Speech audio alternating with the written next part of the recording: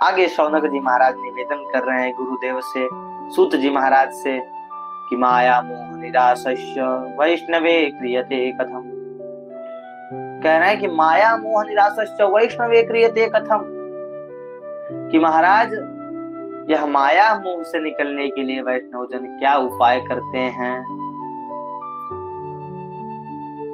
तब सूत जी महाराज बता रहे हैं आगे, शौनक जी महाराज ने जब यह प्रश्न किया कि माया मोह निराशस्य वैष्णवे क्रियते कथम, प्रश्न के बाद में उन्होंने वो फिर से प्रश्न कर रहे हैं, फिर से वह कह रहे हैं कि हम लोग देख रहे हैं कि यह घोर कलयुग आ गया है, सभी लोग क्लेशों से आक्रांत हैं, तो उनकी बुद्धि शुद्ध कैसे होगी, ऐसा साधन बताइए जो अपवित्र को भी पवित्र कर दे और श्री कृष्ण की शाश्वत प्राप्ति करा दे। तो गुरुदेव कोई ऐसा साधन बताइए।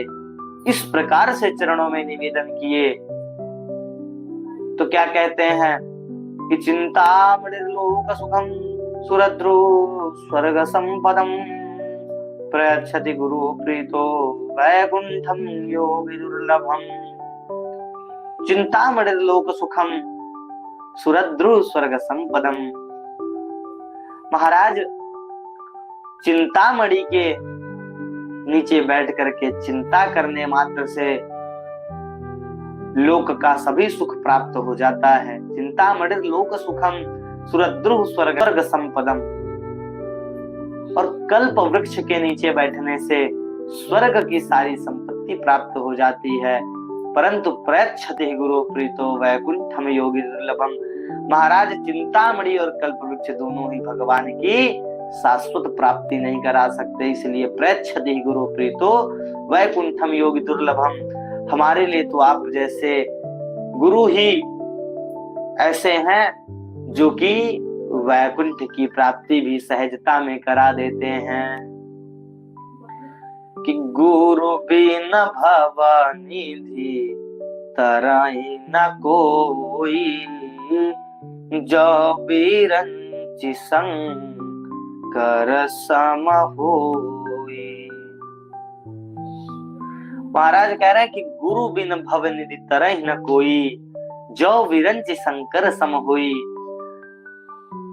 महाराज गुरु के बिना इस भव सागर से कोई पार नहीं हो सकता, क्योंकि गुरु ही शिक्षा इत्यादि देते हैं। वर्तमान में भी गुरु के कारण ही, अपने अपने गुरुओं के कारण ही लोग शिक्षाओं को प्राप्त कर रहे हैं, और जो नौकरी इत्यादि कर रहे हैं तो वह गुरु के माध्यम से ही तो कर रहे हैं। बिना गुरु के महाराज किसी का बेड़ा पार नहीं हो सकता। इसलिए कि गुरु बिन भवनिधि तरहि न कोई। महाराज गुरु के बिना कोई भवनिधि से पार नहीं हो सकता।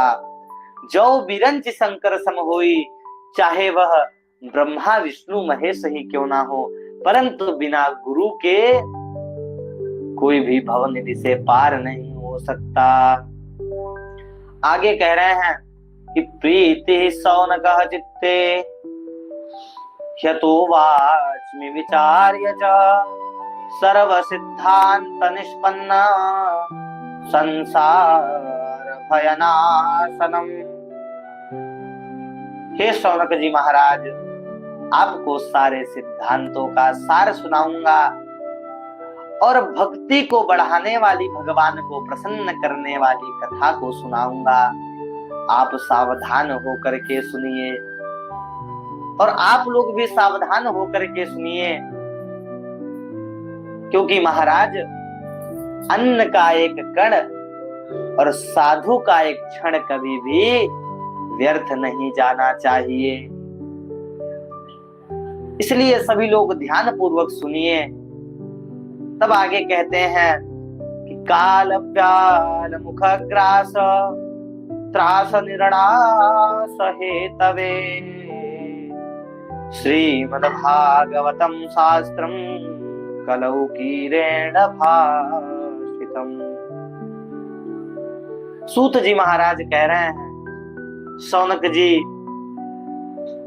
यह संपूर्ण संसार काल रूपी सर्प के मुख का ग्रास बना हुआ है।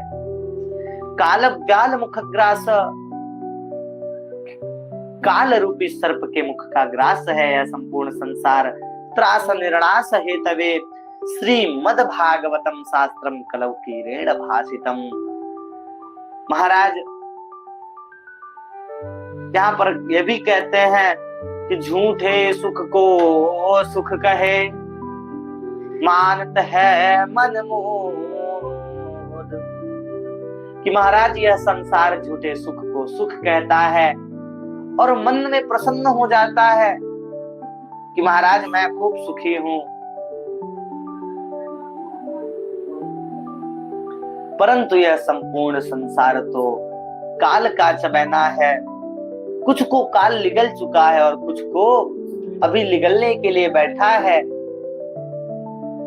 महाराज इसी पर कबीरदास जी महाराज कह रहे हैं, कबीरदास जी क्या कह रहे हैं कि चलती चाकी देख के दिया कबीरा रोए, कि चलती चाकी देख के दिया कबीरा रोए, दो पाटन के बीच में साबुत बचा न को।